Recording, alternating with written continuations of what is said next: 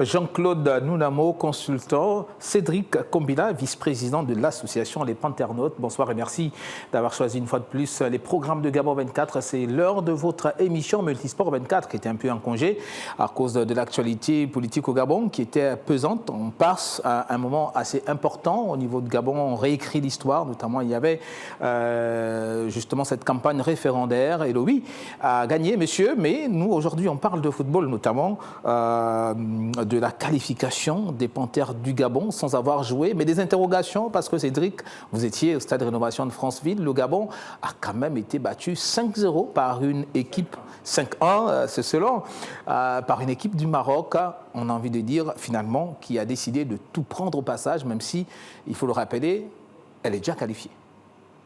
Oui, bien sûr. Déjà, je vous remercie de me tendre la perche à l'occasion de cette émission, comme d'habitude, pour essayer d'échanger sur notre équipe nationale. Bon, on a été effectivement à Franceville, on a tous vu le match, ça a été une douche froide. Douche froide parce que le match avait commencé sur de très belles auspices. On a fait 15 premières minutes qui étaient incroyables parce que ponctué d'ailleurs par un super but de Denis Bouanga. Donc on était bien rentré dans ce match. Et vous savez, quand vous jouez contre une équipe qui est sûre de ses forces sur toutes les lignes comme le Maroc, il faut tâcher de les faire douter jusqu'au moins aux 45 premières minutes, ce qu'on n'a pas su faire. C'est-à-dire qu'on a très rapidement encaissé le but de l'égalisation et ça nous a fait douter. Et eux, à contrario, ils ont gagné en confiance et ils savaient exactement ce qu'ils faisaient parce que c'est une équipe qui travaille depuis près d'une dizaine d'années avec le même sélectionneur qui connaît très bien tous ses joueurs et avec des joueurs dont on ne cite plus les noms parce qu'ils jouent dans les plus grands clubs et ils ont décidé de marquer réellement leurs éliminatoires pour marquer la conscience collective afin que lorsqu'ils vont se produire à la Coupe d'Afrique qu'ils organisent chez eux, il n'y ait aucune ambiguïté sur leur capacité à la gagner. Et on a réellement vu à Franceville une équipe du Maroc qui était plusieurs classes, malheureusement, au-dessus de notre sélection, pas en termes d'individualité, mais en termes de collectif. C'est-à-dire que ce collectif du Maroc est sûr de ses forces, mentalement, physiquement, ils sont prêts. Et nous, malheureusement, on a pêché sur quelques petits détails, comme toujours, ce sont des petits détails. Vous savez, lorsqu'on entame un match comme ça, vous menez 1-0 face au Maroc. Vous avez même la possibilité de mener 2-0 parce que Aubameyang a marqué un deuxième but. L'arbitre a estimé qu'il y avait une position d'hors-jeu. On ne va pas revenir sur la sanction de l'arbitre. Mais imaginez que c'est un match où vous menez 2-0 dans les 15 premières minutes. Vous voyez que la physionomie du match peut être différente. Malheureusement, on a mené 1-0. On a vite pris 3 buts derrière. Et quand vous êtes mené 3-1, en première mi-temps, dans un match comme celui-là, vous n'avez pas d'autre choix que d'attaquer pour essayer de réduire le score ou d'égaliser. Et plus vous vous attaquez et vous vous découvrez, et avec des flèches des joueurs marocains, des joueurs très talentueux comme Brahim Diaz qui nous a planté 2 buts. Voilà, ça donne ce résultat de 5-1. Au finish, on a l'impression que le Gabon n'a vraiment pas existé, mais on retient le résultat, malheureusement. On retient le résultat, et c'est ça le football. Jean-Claude Nounamo, on retient forcément le résultat. Cédric l'a dit, Jean-Claude Nounamo, on a vu une équipe du Gabon qui a joué les 15 premières minutes et puis plus rien. L'effet de jeu, un peu comme aussi au match aller, il faut le rappeler, Aubameyang qui rate ce penalty qui aurait pu également changer la physionomie du match. Là, Aubameyang marque, mais il y a hors-jeu. Malheureusement, le Gabon, finalement, à la fin des 90 premières minutes, a pris 5 buts. Pour ne pas dire 9 au total, cette double confrontation contre le Maroc. Une qualification, oui, mais quand même des grosses interrogations, Jean-Claude. Les interrogations à tous les niveaux. Je vais déjà dire bonsoir à tous nos téléspectateurs. Je suis très content de revenir sur ce beau plateau. Et effectivement, s'il faut qu'on revienne sur ce sujet, c'est effectivement, il y a beaucoup d'interrogations, vraiment beaucoup d'interrogations. La première interrogation, les gens qui se dit déjà à voix basse, quel est le sort qui attend Thierry Mouilloma. C'est vrai qu'on est qualifié, mais c'est une qualification que je considère de qualification providentielle, parce que nous avons déjà tous constaté que le Gabon est fort devant les faibles, mais quand il se retrouve devant un fort, le Gabon ne vaut vraiment pas grand-chose. Et du coup, la tournure des événements contre le Maroc, moi, personnellement, ça ne m'a pas surpris. Le Maroc est quand même demi-finaliste de la Coupe du Monde. Le Maroc est première nation africaine en ce moment. Le Maroc est 13e mondial. Alors, 13e mondial qui joue avec 84e mondial, il faut bien comprendre qu'il y a une grande différence et elle s'est fait remarquer avec 9 buts contre 2 en 2 matchs. C'est la première fois que nous vivons un tel scénario. Malheureusement. Alors, messieurs, il y a également Romaric de notre rédaction, de notre desk sport, qui a préparé justement un récap où il revient sur les grands enseignements de cette double confrontation. La qualif, oui, mais on va regarder ensemble ce que nous dit Romaric, qui a certainement également des interrogations et des questions à vous poser, monsieur. Regardons et puis on se retrouve derrière. Bonsoir Gaël Mapessi, bonsoir à ceux qui vous accompagnent sur le plateau de Multisport 24. Ce soir, le débrief de la semaine, évidemment, vous le savez, on va parler des Panthères du Gabon et on va parler de cette situation un peu mitigée que vivent les fans des Panthères du Gabon actuellement. Jeudi soir, nous étions le 14 novembre exactement, c'était même un peu en début de soirée, en fin d'après-midi, cette victoire du Lesotho face à la Centrafrique, 1-0. La joie, beaucoup de supporters des Panthères découvrent justement que le Gabon est automatiquement qualifié à cause de cette victoire du Lesotho. Pourquoi? Parce qu'il y a ce qu'on appelle dans le jargon footballistique la confrontation directe, et cette confrontation directe est positive au Gabon pour avoir joué 2 matchs contre le Lesotho, en avoir remporté 1 et avoir fait un match nul. Donc, confrontation directe, positive pour le Gabon. Et donc, si les 2 équipes finissent avec le même nombre de points, l'avantage reviendra évidemment aux Panthères du Gabon. C'est ce qui a fait que le Lesotho a d'une certaine manière indirectement qualifié le Gabon 2 journées d'avance par rapport au programme qui était prévu. Problème, maintenant il faut qu'on en parle. Le jour d'après, le 15 novembre, vendredi, il y avait ce match contre le Maroc. Et ce match déjà qui devait être une célébration, une fête, parce que déjà qualifiée, l'équipe du Gabon devait simplement gagner. Mais non, elle ne l'a pas fait. Le match a bien démarré. Le match a démarré avec un but de Denis Bouanga dès la 4e minute. Récupération d'Oyono qui remet à Kanga Guelor. Passe en profondeur pour Denis Bouanga qui, lui, dans ce qu'il sait faire, revient sur son pied préférentiel et enroule une frappe magnifique dans la lucarne. But du Gabon, l'extase, la folie. On est en train de rêver à un Gabon comme on n'en a plus vu pratiquement depuis 2012, pourquoi pas, Cannes, organisé au Gabon. Mais dans la foulée, 3 coups de pied arrêtés pour cette équipe du Maroc. Incroyable quand même, 3 coups de pied arrêtés, un coup franc, un corner, un autre coup de pied arrêté, et les 3 finissent au fond. La question qui se pose, est-ce que le Gabon ne prépare pas ces phases de jeu-là?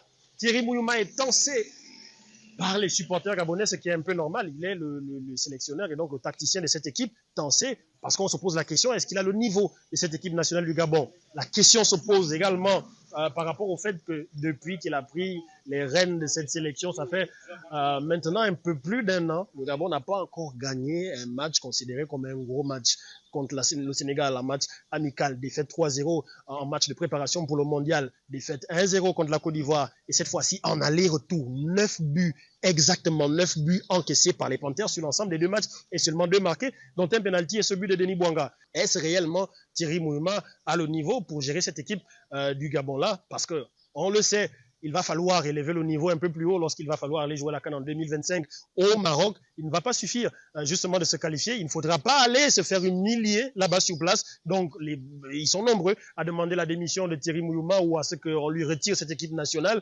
Maintenant, il y a un match entre le Gabon et la Centrafrique. Les Gabonais seraient bien inspirés de gagner ce match-là et permettre qu'il y ait un peu de répit au milieu de cette équipe nationale du Gabon. Je ne sais pas moi, ce que vous en pensez. Qualification. Mais quand même, rien de satisfaisant dans le jeu. À vous de nous dire, monsieur, sur le plateau, quel est votre avis sur la question? Merci Romaric Zogo pour cette analyse. On a nos consultants, on a également Cédric avec nous sur le plateau, peut-être pour essayer de répondre tout de suite. Il pose la question et il a posé un diagnostic qui est vrai. Depuis que Thierry Mouyouma est à la tête du Gabon, on n'a jamais gagné contre des grosses nations. Et même, il faut quand même l'avouer, même contre les petites, on a du mal. Parce qu'on rappelle, Cédric, qu'au moment où nous sommes là sur ce plateau, il y a le Gabon qui joue contre justement la RCA et c'est toujours 0-0. Malgré une certaine domination du Gabon, mais on est toujours à 0 but partout. Donc, difficile même contre les petites, même quand on gagne, mais c'est toujours des victoires à l'arraché. Jean-Claude Nounamo, je préfère me tourner vers vous, vous le journaliste, avec votre regard. Quelle analyse faites-vous justement de ce que Romaric Zogo vient de nous dire? Est-ce que finalement, au-delà de la qualification, il faut désormais aujourd'hui qu'on remette en question la place de Thierry Mouyouma? Je l'ai dit en quelques mots tout à l'heure là, qu'en ce moment, je le dis haut et fort, que la tête de Thierry Mouyouma est pratiquement mise à prix.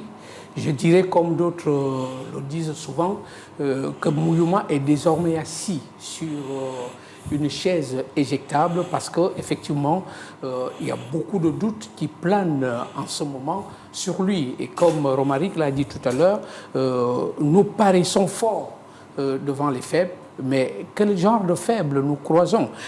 Si on parle du Lesotho, le Lesotho est 152e mondial. Nous ne pouvons pas prétendre être aussi forts quand on a en face de soi une équipe qui est 152e mondiale alors que nous sommes 84e. C'est sensiblement la même chose parce que la Centrafrique est 129e mondiale. Ça veut dire qu'en fait, tout était déjà préparé pour la qualification du Gabon. Mais le Gabon a eu de la difficulté à se qualifier, à la limite, une qualification providentielle. Et du coup, je me dis, est-ce qu'il faut aller avec Thierry Mouyouma? J'ai beaucoup de réserves et un peu de peur, de crainte d'aller, effectivement, comme l'a dit Romaric, d'aller se faire humilier. Parce que là, ce sera, s'il faut vraiment le dire, les 24 meilleures équipes africaines. On va voir, est-ce que Mouyouma va s'en sortir? Cédric, vous qui êtes au quotidien, j'ai envie de dire ça comme ça, depuis plusieurs années, vous n'avez quasiment raté aucun match des Panthères du Gabon, notamment quand elles jouent à domicile, et précisément au stade de rénovation de Franceville.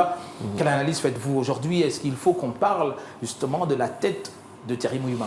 Non, je ne suis pas d'avis, hein, et je le dis en toute franchise. Je pense que le débat sur la pertinence de la présence de M. Mouyouma à la tête de la sélection est mené par une certaine partie de la presse bien avant ces résultats-là. Donc moi, je pense qu'on est juste dans la continuité.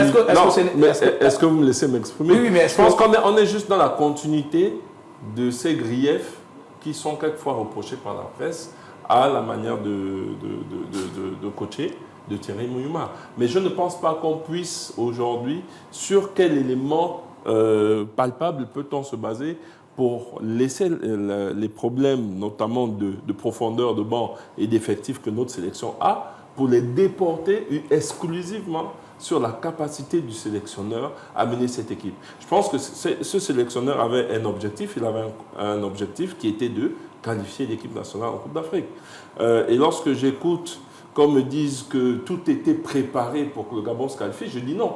Ce n'est pas la première fois que le Gabon se retrouve dans une poule friable avec des équipes qui sont bien en dessous de nous. Mais pourtant, on en a raté. On a raté la qualification à la Coupe du Monde en Côte d'Ivoire. On avait quelle équipe? On avait du Soudan dans notre groupe. On avait des équipes, la Mauritanie. Mais ces équipes-là nous ont éliminés. Je pense qu'il faut à un moment donné qu'on sache quand même reconnaître lorsque un travail est fait, qu'il est fait. Maintenant, de dire il n'est pas parfait, il est perfectible. Et je suis d'avis avec cette partie de la presse et ces supporters qui pensent que Mouyouma peut mieux faire. Mais lorsqu'on se dit M. Mouyouma peut mieux faire, quelles sont aujourd'hui les armes que M. Mouyouma a pour nous avoir une équipe compétitive? Vous savez qu'aujourd'hui, on ne joue qu'avec des joueurs qui essayent d'évoluer à l'extérieur. On n'a pas une profondeur de banc, on n'a pas de championnat, par exemple, depuis plusieurs années. Et aujourd'hui, où est-ce que le sélectionneur va chercher des joueurs qu'on n'a pas? Voilà des problèmes de fond qu'on a et qu'on occulte très souvent pour remettre en question ce qui se fait. Aujourd'hui, lorsqu'il arrive, il parle de restauration. Hein, c'est le terme qui est pertinent par rapport à la période que nous vivons, et c'est une restauration qui se fait à tous les niveaux. Et même en sélection, on avait besoin de cette restauration. Sinon, on n'aurait pas été éliminé de la CAN en Côte d'Ivoire. Et cette restauration passe par reconstruire. Acceptons de reconstruire un tant soit peu. Parce que dans notre pays, dès qu'on essaie de commencer à reconstruire, on a 2, 3 petites victoires. Dès qu'il y a la première défaite, allez, on veut tout casser. On prend le bébé, on le jette avec l'eau du bain. Non, je pense qu'il faut qu'on donne le temps au sélectionneur de conduire la vision qu'il a pour cette équipe nationale. Et je pense qu'on a vu les résultats. À peine on s'est qualifié, c'est la première fois que le Gabon se qualifiait à 2 journées de la fin. C'est-à-dire qu'à 2 journées de la fin, le débat est plié. On était habitué à des qualifications qui allaient se gagner au forceps à la dernière journée. Ne fût-ce que ça, il faut le lui reconnaître, il a ramené un état d'esprit dans la sélection, il a ramené une joie de vivre ensemble, une joie de jouer ensemble, mais essayons de construire dans la stabilité pour quelque temps encore. Parce que là, ce qu'on va faire et ce qu'on tente déjà de faire, on va peut-être me taxer de défenseur, de qui que ce soit, mais moi, je n'ai jamais été un défenseur du sélectionneur parce que je serais proche, non. Je suis dans ma position, mais je reconnais qu'aujourd'hui, le travail qu'il accomplit est louable. Il faut juste qu'on l'accompagne et qu'on lui donne les moyens d'avoir des joueurs. Et donc, reprenons le championnat et laissons M. Mouima conduire la sélection en Coupe d'Afrique. Parce que sinon, ce qu'on va faire, c'est de dire, OK, on écarte le sélectionneur qui a qualifié l'équipe, on va encore chercher un autre mercenaire qui va chercher à venir connaître le Gabon, connaître ses joueurs, se mettre plein les poches. Parce que M. Mouima, c'est un Gabonais, c'est un local, bon, c'est bon, il nous a qualifiés et puis basta, il reste à côté. Excusez-moi mon expression, mais c'est pour vous dire que essayons de nous mettre dans une logique de construction sur la durée. Parce que je vois un peu ce qui est en train d'arriver, on risque de repartir dans les mêmes travers. D'accord. Et puis, pour continuer, puisqu'on parle justement des joueurs, on parle de cette profondeur de banc qui fait beaucoup de mal au Gabon. Messieurs, je vais, justement, avec le concours de la réalisation, je vais vous inviter à la découverte. Peut-être que Jean-Claude Namo, qui est très pointu sur ces questions, connaît déjà, mais je vais vous amener à la découverte de Kylian Mbappé, parce que c'est un Kylian Gabonais, Kylian Obatiégué, qui évolue en Bolivie. On va regarder l'entretien qu'il nous a accordé et puis on se retrouve derrière. Voilà, bonsoir à toutes et à tous et bienvenue dans le cadre de votre rubrique L'Entretien. Et aujourd'hui, on aura donc avec nous un jeune footballeur gabonais, et pas des moindres quand même, qui est assez courageux, il faut le reconnaître, qui a choisi quand même une destination assez compliquée, hein, la Bolivie. Voilà, la Bolivie. Il a choisi la Bolivie pour aller exprimer son talent et vivre son rêve de footballeur. Et aujourd'hui, ce n'est pas donné à tout le monde, parfois, de débuter par ce genre donc de challenge. Et aujourd'hui, avec Kylian Obatiégué, puisque c'est lui dont il s'agit, nous allons nous entretenir pour en savoir un peu plus sur la raison pour laquelle il n'a pas choisi l'Europe pour s'exprimer, mais d'abord l'Amérique du Sud. Bonsoir Kylian, j'espère que ça va très bien et que ça se passe très bien pour toi. Et que actuellement ça va, tu marques des buts, tu t'exprimes très bien de ce côté en Bolivie. Mais nous, donc avec Multisport 24 et principalement l'entretien, est-ce que tu peux d'abord commencer par te présenter, nous décliner ton identité dans le cadre de cette rubrique? Bonjour, je m'appelle Obatiégué Kylian, j'ai 21 ans, je suis footballeur, évolue actuellement au poste d'attaquant au milieu de couloir au club Deportivo Thierry FC, en 3e division en Bolivie. Les principales qualités incluent vitesse, endurance, vision du jeu, et qualité mentale, esprit d'équipe et discipline. On a envie de savoir, Kylian, quand et pourquoi avoir choisi la Bolivie. Beaucoup veulent aller jouer en Europe, l'Espagne, la Turquie, beaucoup rêvent même de la France, de l'Angleterre aussi, même s'il y a peu de joueurs gabonais qui ont joué. Mais pourquoi avoir choisi, donc quand et pourquoi tu as choisi la Bolivie? J'ai commencé ma carrière en Bolivie après mes détections en Turquie, après la Covid. De là, ma famille et moi avons reçu une invitation d'un club de division Los Lyonnaises. Et parmi les statistiques, j'ai été sollicité par un club de même division, TRFC, dont j'évolue actuellement.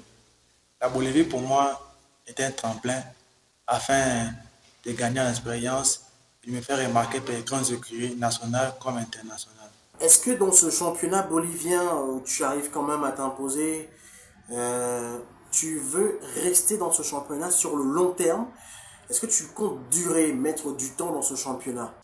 Oui, c'est grâce aux conseils et aux exercices de mon entraîneur que j'ai pu m'adapter au point de devenir un élément indispensable pour mon club. Et à long terme, nous visons la montée. Pour la fin, Kylian, c'est pas Mbappé, hein, c'est Aubatier, bien évidemment. Kylian, aujourd'hui, quelles sont tes ambitions pour ta carrière de footballeur? C'est pas du tout. Bon, c'est une question, elle est somme toute banale, mais quand même, elle a son importance dans la vie d'un footballeur. Quelles sont tes ambitions aujourd'hui? Mon objectif est d'abord de rejoindre l'équipe nationale et de défendre les couleurs de mon pays, le Gabon, en remportant la CAN, si Dieu le veut. Et mon souhait est de rejoindre un grand club à l'international et de remporter des trophées. D'accord, merci encore Kylian pour cet entretien et surtout bon courage pour la suite. Les challenges ne sont peut-être pas les mêmes pour ceux qui vont jouer soit en MLS, en Bolivie, au Brésil ou encore en Europe, voire même en Asie. Les challenges ne sont pas les mêmes, mais ce qui est sûr et certain, vous avez un but commun, réussir votre carrière de footballeur. Merci encore et merci également à vous sur le plateau, à tout le monde. Merci d'avoir réagi et aussi pour la qualification des Panthères du Gabon pour la prochaine Coupe d'Afrique des Nations au Maroc. Voilà, donc on félicite notamment le sélectionneur et toute la famille du football gabonais. Allez, ciao, ciao, au revoir.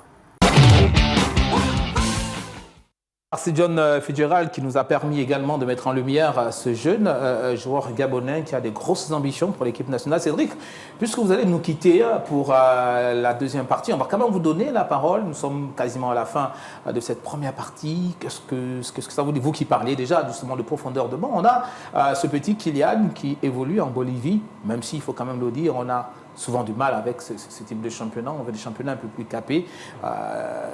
Qu'est-ce que ça vous fait déjà? Ça montre au moins qu'il y a des Gabonais un peu partout. Oui, c'est déjà bien. Ça montre qu'il y a des Gabonais qui essayent de sortir, de se trouver une place. Maintenant, c'est vrai qu'il y a la problématique de la qualité des championnats dans lesquels ils arrivent. Mais après, on va pas le leur reprocher parce qu'ils essayent de faire ce qu'ils peuvent avec les opportunités qu'ils ont. Et moi, je pense que les meilleures opportunités viendront de notre championnat national. Parce que lorsque vous brillez au niveau du championnat national, vous pouvez être détecté rapidement par la sélection nationale et faire vos preuves. Et c'est ainsi que vous pouvez gagner en visibilité. Ah, et c'est quelque chose à louer, mais c'est une initiative personnelle. Alors, je pense qu'il faut encadrer tout cela et faire un travail, un effort également de recenser et de référencer tous ces joueurs gabonais qui s'exilent dans des championnats assez exotiques et avoir une bonne base d'informations, une bonne base de données par rapport à ces joueurs-là. Je pense qu'on peut avoir une chance de pouvoir renforcer notre équipe nationale, mais il faut qu'ils passent un cap. C'est-à-dire qu'aujourd'hui, il va être difficile d'aller chercher un joueur qui joue dans le ventre mou d'un championnat indonésien ou bolivien. C'est vrai que le joueur peut être talentueux, mais le championnat dans lequel il évolue, dans lequel il joue tous les jours régulièrement, ça participe également de travailler sa performance. D'accord. Cédric, je m'en voudrais de vous laisser partir comme ça parce que vous êtes quand même le vice-président des Panternautes. On rappelle que les Panternautes, c'est une association qui suit régulièrement les mouvements de l'équipe nationale. Vous êtes au fait de tout ce qui se passe. Vous connaissez à peu près, j'ai envie de dire, tous les joueurs qui passent par là. Aujourd'hui, on est qualifié pour la Coupe d'Afrique des Nations. On a vu qu'il y avait des choses à parfaire dans cette équipe nationale. Est-ce que finalement, il faut que l'on pose la question du retour de certains joueurs? Je pense comme ça à Poko, je pense à Ndong Ibrahim, je pense même à Boupenza qui finalement a présenté ses excuses publiques. Je pense que la question du retour doit être posée de façon individuelle parce qu'il s'agit là des cas différents. Je veux dire, chaque cas est singulier. Lorsque vous me citez Poko, Ibrahim Don, déjà, rien que ces deux cas-là sont différents. Il faut prendre chaque cas, les analyser, savoir pourquoi est-ce qu'ils ne sont plus en sélection. Est-ce que ce sont des initiatives personnelles? Est-ce que ce sont des sanctions? Les sanctions, est-ce qu'elles sont uniquement du ressort du staff ou est-ce qu'elles sont du ressort de la fédération qui est l'instance fêtière? Il y a plein de paramètres qu'il faut prendre en compte pour pouvoir demander leur retour. Mais je pense que... Vous en 30 secondes, Cédric, en 30 secondes, je veux l'avis du panternaute. Est-ce que ça vous ferait plaisir justement de revoir à ces gars, quelles que soient les conditions qui ont fait en sorte qu'ils soient... Nécessairement, ça ferait plaisir de revoir... je vais vous donner sincèrement notre avis, notamment. En 30 secondes, on a plus le temps. C'est que ça nous ferait plaisir de revoir des joueurs qui ont l'habitude de mouiller le maillot pour la sélection, mais qui ont également un devoir d'exemplarité par rapport au groupe. Parce que comme je le disais, on est dans une option de reconstruction et de restauration. Les habitudes de passé, on n'en veut plus. Donc vous pouvez être talentueux, mais si vous pourrissez l'atmosphère d'un groupe, vaut mieux que vous soyez à l'écart pour que le groupe avance. Mais on a des joueurs, moi j'ai vu que Poko a repris la compétition avec son club en Croatie. Pourquoi pas? Voilà une piste. Quelqu'un qui a toujours su mouiller le maillot et qui peut apporter Merci Cédric, ça va être retrouvé de fin. Merci d'avoir accepté l'invitation de Gabon 24. On va souffler un tout petit peu et puis on va se retrouver pour la deuxième partie. On rappelle que pour la deuxième partie avec nous, il y aura Jaduf Mouba, ancien international gabonais, mais également consultant.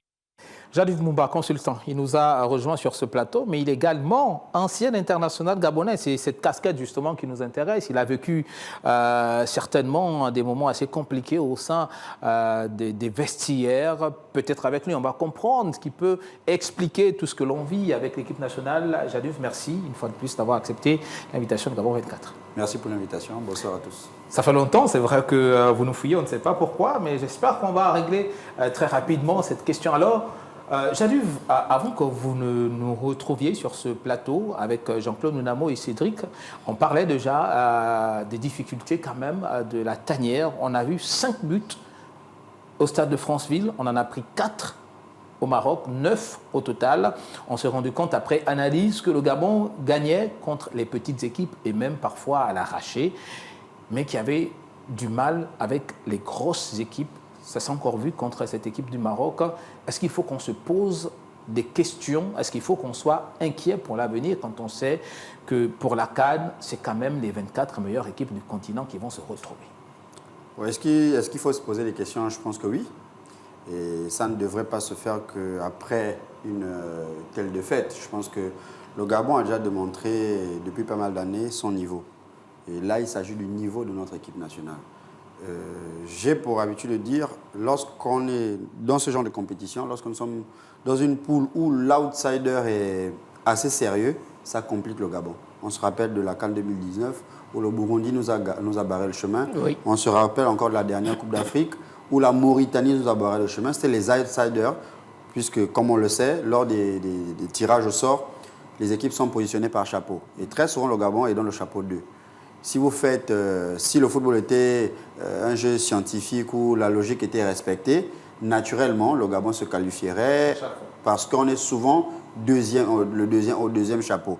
Mais lorsque l'outsider est sérieux, il pose toujours un problème au Gabon. Pourquoi? Mais parce que nous avons les mêmes problèmes. Ce n'est pas une question d'aujourd'hui. Je pense que ça fait quasiment 15-20 ans que notre sélection est en train de piétiner. Depuis la CAN 2012, je pense qu'on a eu...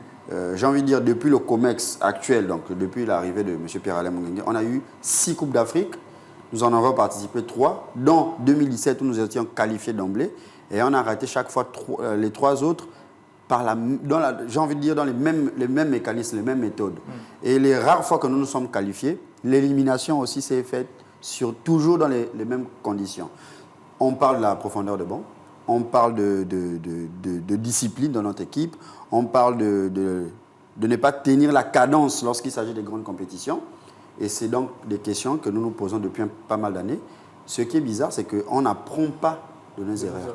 Le Maroc est Maroc aujourd'hui parce qu'ils ont préparé leur équipe à être ce qu'elle est aujourd'hui. Le Sénégal hier, la Côte d'Ivoire aujourd'hui, ce sont des équipes qui ont travaillé. Donc les fédérations ont mis en place une politique, des moyens pour accompagner cette politique-là et on voit naturellement les fruits. Donc si chaque fois on doit espérer avoir une génération spontanée en ayant 4-5 joueurs qui parfois s'expatrient de leur propre gré, de leurs propres aventures, et après on compte sur eux parce qu'on espère qu'ils sont dans des championnats assez réguliers et aujourd'hui peuvent aider l'équipe nationale. Je pense qu'il faut se poser les bonnes questions pour, n'est-ce pas, résolver le problème. Si on continue de faire comme c'est fait en ce moment, on aura des victoires, mais ce sera des victoires périodiques, ce sera des exploits de parcours, mais on ne pourra pas s'inscrire sur la durée comme le Maroc est en train de le réaliser aujourd'hui et ce n'est pas un hasard. D'accord, messieurs. Alors que j'apprends que, puisque pendant qu'on parle ici, on l'a dit, le Gabon joue contre la République centrafricaine et le Gabon mène 1-0 par penalty. Mais on va rester sur ce qui nous intéresse ici ce soir. Jean-Claude Nunamo, Jadu vient de mettre sur la table des problèmes qui sont récurrents et qui sont sérieux. Malheureusement, on n'a pas toujours porté une attention particulière. Est-ce qu'il faut dire que finalement, quand on regarde ce qui se fait au niveau du Gabon, on a comme l'impression, est-ce qu'on pourrait être tenté de dire que l'équipe nationale est une vitrine pour certains, notamment le politique, qui l'utilisent justement à ses grés, puisqu'il faut quand même le dire et le rappeler à chaque fois que l'équipe nationale du Gabon joue, il n'y a qu'il y a certains qui se remplissent les poches. Je pense que c'est un problème assez crucial que tu poses. J'ai envie de dire que l'équipe nationale du Gabon devient un peu aujourd'hui comme une mine d'or. Pas une mine d'or pour les joueurs qui sont les acteurs, mais une mine d'or pour tout ce qui tourne. Qui gravite autour de l'équipe nationale. De cette équipe nationale. Vous ne pouvez pas vous imaginer qu'en ce moment, le football du Gabon, le football gabonais en général, se résume en ce moment à l'équipe nationale. C'est-à-dire que les clubs formateurs se plaignent, le championnat qui n'existe presque pas. Bon, nous espérons qu'il sera lancé effectivement le 23 et qu'au mois de mars... On croise les doigts parce qu'on a eu quelquefois effectivement, des dates qui ont été données, malheureusement, on n'a jamais eu... C'est ce que nous craignons et nous espérons que le 23, le championnat va se jouer. Donc, pour répondre une fois de plus à ta question, à ta préoccupation, je suis effectivement de ceux qui pensent que l'équipe nationale, les Panthères, c'est devenu un cercle fermé et à quelques personnes qui estiment qu'il n'y a plus personne d'autre qui doit tourner autour de l'équipe nationale parce qu'effectivement, ils en ont fait une affaire personnelle et à un moment donné, il y a beaucoup de Gabonais qui vont te dire qu'ils ne se reconnaissent pas dans cette équipe nationale aujourd'hui. Alors, messieurs, Jadu, vous l'avez dit, hein, quand on regarde l'équipe nationale, ce n'est pas le talent qui manque. On a quand même un ballon d'or africain au sein de notre tanière, Pierre-Emerick Aubameyang, qui ont fait un coucou, même s'il est un peu vieillissant, mais il est toujours là, on voit l'importance. Finalement, qu'est-ce qu'il faut que l'on fasse pour que cette équipe nationale essaye d'aller de l'avant? Alors déjà, je pense qu'on n'invente pas la roue.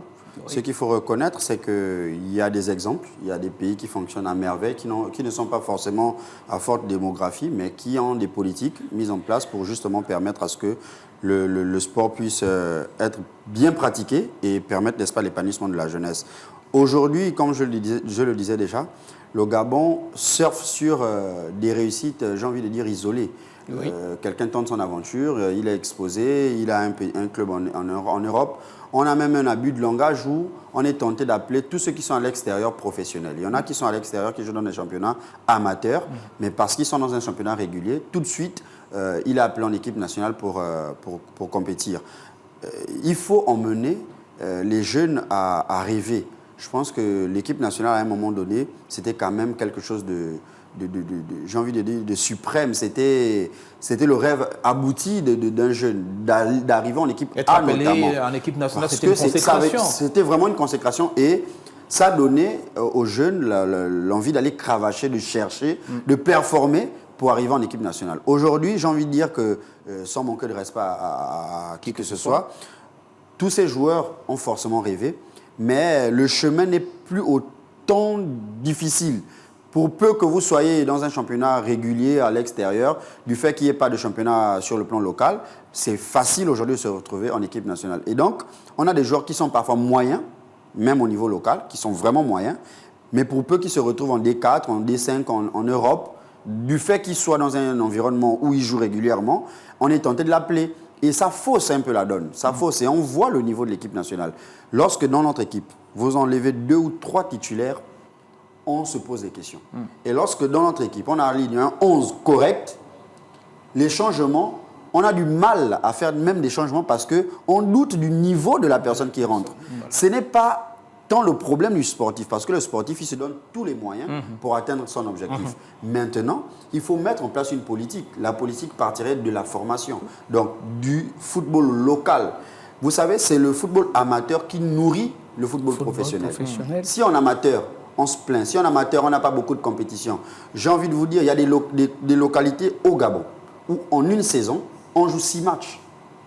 Pour des enfants U17, U20, où on est tenté de jouer 30-40 matchs parce que c'est les matchs qui font progresser les jeunes. Mais si nous n'avons pas des compétitions de jeunes, et mieux, la compétition chez les adultes n'existe même pas. Ça fait quasiment 3 ou 2 saisons qu'on n'a pas connu le championnat. Là, on va, espérons-le, commencer ce week-end pour peut-être pas terminer parce que c'est souvent ce qu'on a. On joue 10 matchs et donc vous avez 1 an d'entraînement, 8 mois quasiment, mais vous jouez sur 2 mois, 10 matchs et vous pouvez tout faire, mais vous ne serez pas compétitif. Les Marocains qu'on voit aujourd'hui dominer l'Afrique, ils se sont préparés, notamment par l'Académie Mohamed VI, qui est mise en place depuis 2007, qui ne fait que sortir des produits chaque année. Aujourd'hui, le Maroc ne cherche même pas des binationaux. Pourtant, ils ont des Marocains qui sont en très grand nombre d'ailleurs. Des binationaux, mais ils n'en demandent pas parce qu'ils ont produit. Ils ont des garçons qui se connaissent, qui ont compétit ensemble en cadet, en junior, en espoir, et aujourd'hui se retrouvent en A. C'est ce que nous sommes en train de voir. Ils nous produisent non seulement de la qualité, mais ils sont aussi performants. Ils jouent dans des grands clubs en Europe, donc c'est normal et logique qu'ils puissent dominer le monde aujourd'hui. C'est pareil pour les nations comme le Nigeria, le Cameroun. Ils peuvent être en difficulté, mais le vivier qu'ils ont, de par l'histoire, tout ce qu'ils ont pu construire, fait que la difficulté du Cameroun ne sera pas la difficulté du Gabon. Le Gabon, nous sommes encore en train de nous chercher. On n'existe pas en réalité sur l'échiquier continental. On a à peine 2-3 exploits et ça ne nous permet pas aujourd'hui de nous positionner comme nation de football. Donc, il faut se poser les bonnes questions. Il faut repartir au travail, se dire que mettons un projet en place, quitte à ce qu'on mette des pôles de formation en scindant notre pays, on peut le scinder en 4 pôles, comme ça se fait avec l'éducation nationale, créer des centres de perfectionnement, mettre des enfants au travail.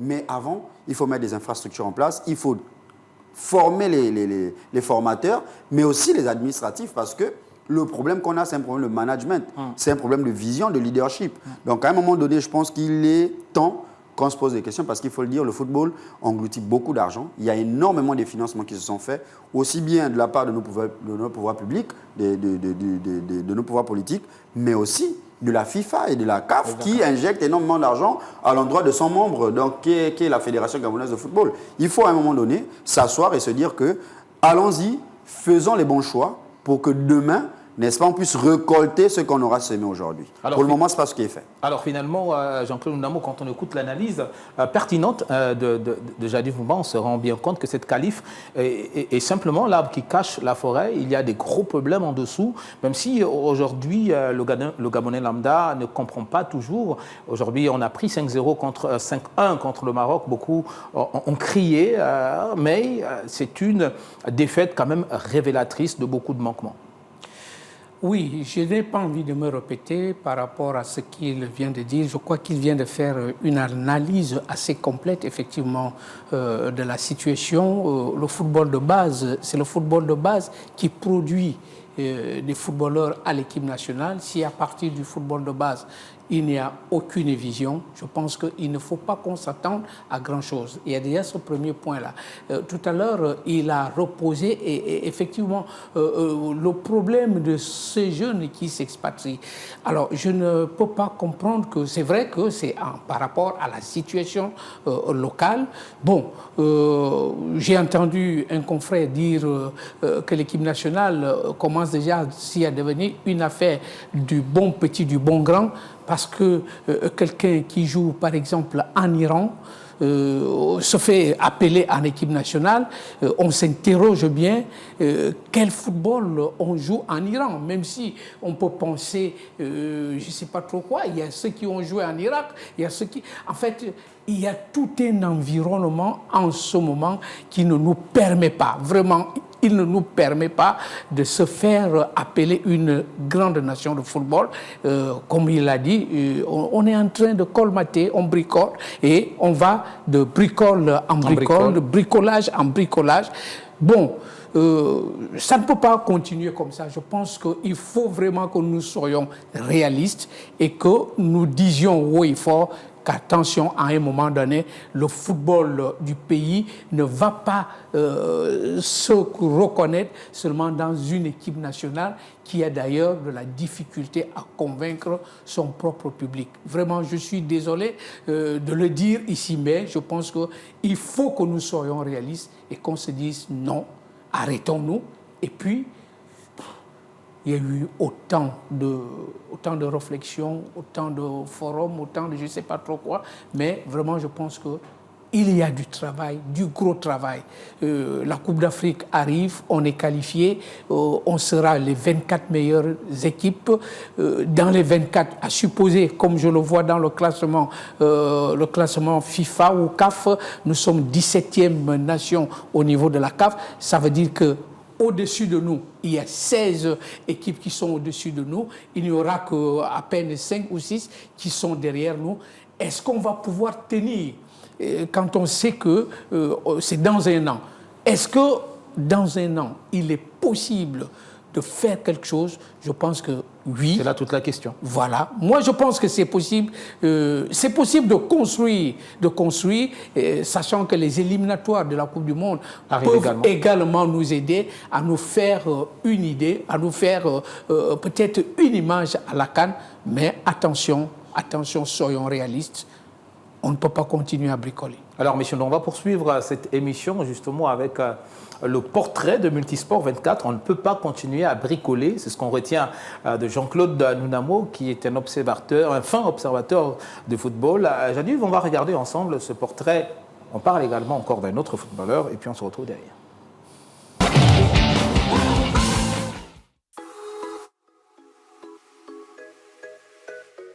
Bienvenue dans ce nouveau numéro du portrait de Multisport 24. Aujourd'hui, nous allons à la rencontre d'un joueur qui fait vibrer les terrains par son talent, sa détermination et sa passion pour le football. Il s'agit de Michel Obongue Mokombo. Il est actuellement un joueur de 3e division, mais qu'à cela ne tienne, il a une histoire à raconter et je vous propose de la suivre. Allons-y.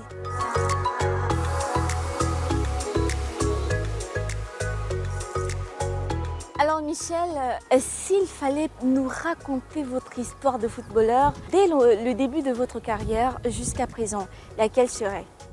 D'abord, ça commence d'abord avec mon grand frère, celui qui m'a amené dans mon premier club de football qui est le CF Ngana. Et à partir de là, j'ai vu comment il a évolué. Jusqu'à aujourd'hui, il a signé en première division et ça a été l'élément moteur de ma carrière. Et à quel âge exactement avez-vous commencé à jouer au football? L'âge exact que j'ai commencé à jouer au football, c'est l'âge de 6 ans. Et jusqu'à présent, de 6 ans jusqu'à 23 ans aujourd'hui, quel a été votre parcours? J'ai commencé au CF Ngana. Après au CF Ngana, je suis parti à Asval pendant 2 ans. Après Asval, je suis venu au Sporting. Après Sporting, je suis venu l'année dernière à l'USM. Actuellement, j'ai signé pour le Raison à Mounsport, en 3e division. Et quelles sont les difficultés auxquelles vous avez été confrontés? Au début, tout d'abord, la difficulté était d'abord la réticence des parents qui m'ont dit le football, ça n'est pas au pays, concentre plus sur l'école. Mais au fur et à mesure, ils ont vu l'évolution de mes grands frères, mes amis. Aujourd'hui, ce sont eux qui m'ont poussé, qui m'ont dit lance-toi au football et si ça peut payer demain, on va récolter les fruits de ton travail. Et aujourd'hui, est-ce que vous commencez à voir les fruits de votre choix de carrière ou vous êtes encore au point zéro? Aujourd'hui, je commence à voir les fruits de mon travail parce qu'au début, dans mes premiers clubs, c'était compliqué pour moi de m'imposer sportivement. Mais aujourd'hui, avec le travail et la persévérance, je suis à Wound Sport, j'ai la confiance du coach et du staff technique. Et dans approximativement 5 à 10 ans, où est-ce que vous voyez votre carrière en tant que footballeur? Tout d'abord, aujourd'hui, je suis concentré sur Wound Sport. La priorité, c'est d'abord la montée. Après, dans 5 ans, je me vois bien en première division. Aujourd'hui, j'ai dû faire beaucoup de sacrifices, arrêter certaines choses pour pouvoir me concentrer plus sur ma carrière de footballeur. Côté études, parce que je suppose que vous avez d'autres centres d'intérêt en dehors du football. Côté études, à quel niveau en êtes-vous? Actuellement, je suis en première, je suis au lycée Jean-Baptiste Toubien Touguet. J'essaie de faire du 50-50 entre ma carrière de footballeur et mes études. Quel a été le footballeur qui vous a le plus impacté? Le footballeur qui m'a le plus impacté, c'est Ricardo Haka. Par son élégance, balle au pied, sa conduite des balles et surtout sa force de frappe. C'est le footballeur qui m'a le plus inspiré dans le football. Merci Michel, c'était un plaisir pour moi de vous avoir dans ce numéro du portrait de Multisport 24 et j'espère vous revoir sous peu, peut-être en deuxième division. C'est moi qui vous remercie madame, merci beaucoup. Je vous en prie.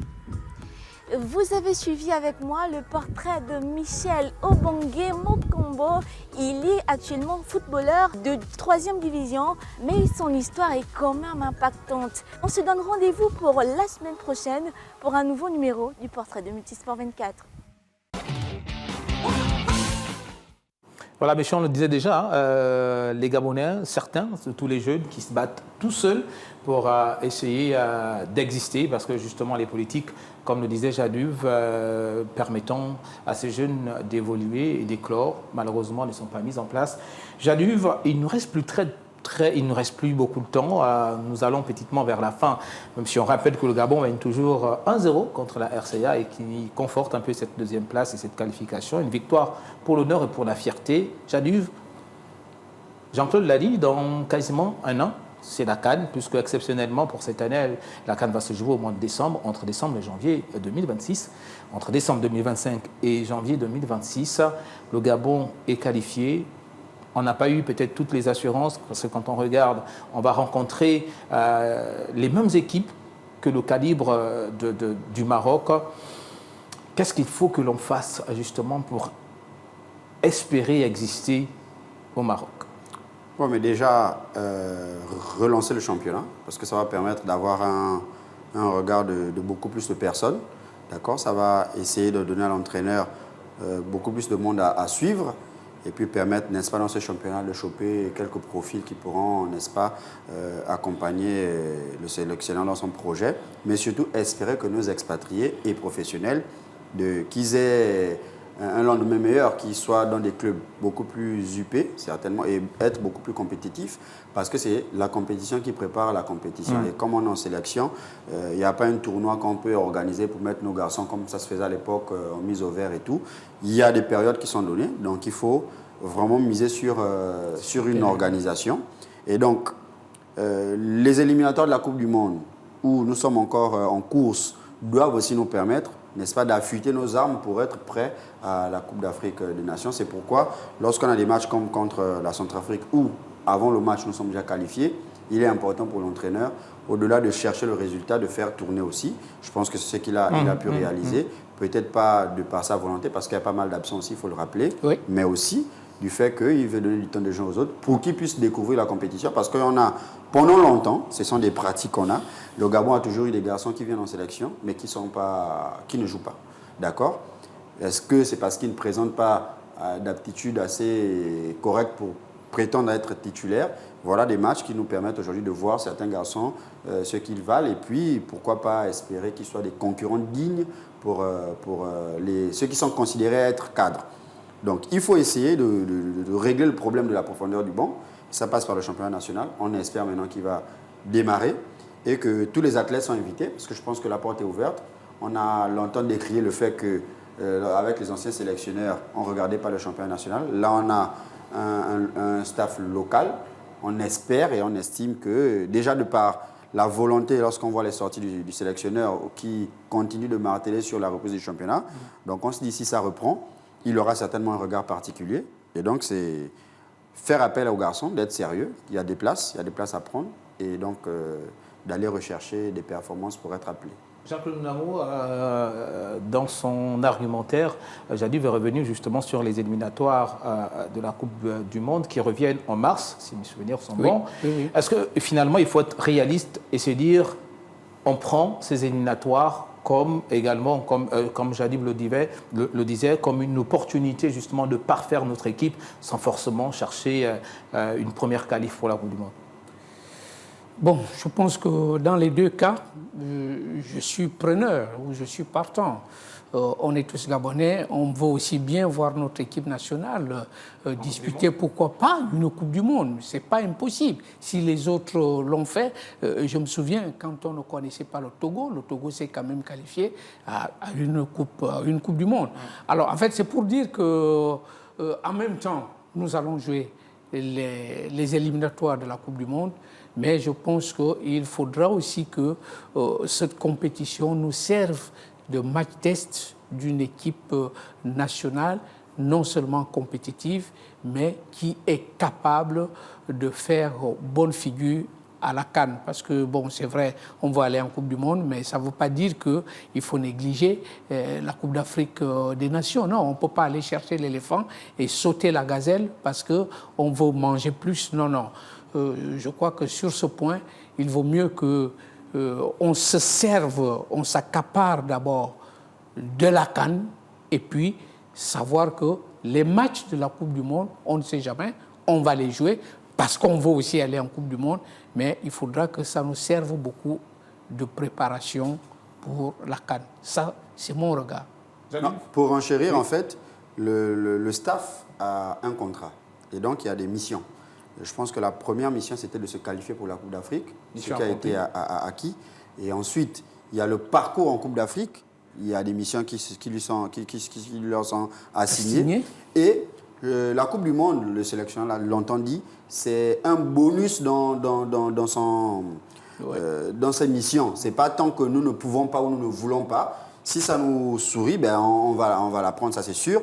Mais si la qualification nous échappe, je ne pense pas que la faute soit forcément imputable à ce staff-là. Mais, bien au contraire, c'est un parcours, c'est une compétition qui doit nous emmener à peaufiner nos gammes pour la Coupe d'Afrique parce qu'on a bien envie de faire mieux que ce qu'on a déjà fait, à savoir les quarts de finale. Donc, si aujourd'hui le Gabon a déjà pu atteindre les quarts de finale, même si c'était dans l'ancienne formule, nous savons qu'aujourd'hui, le souhait, le rêve, c'est d'atteindre la demi-finale, sinon la finale d'une Coupe d'Afrique. Donc le challenge est lancé.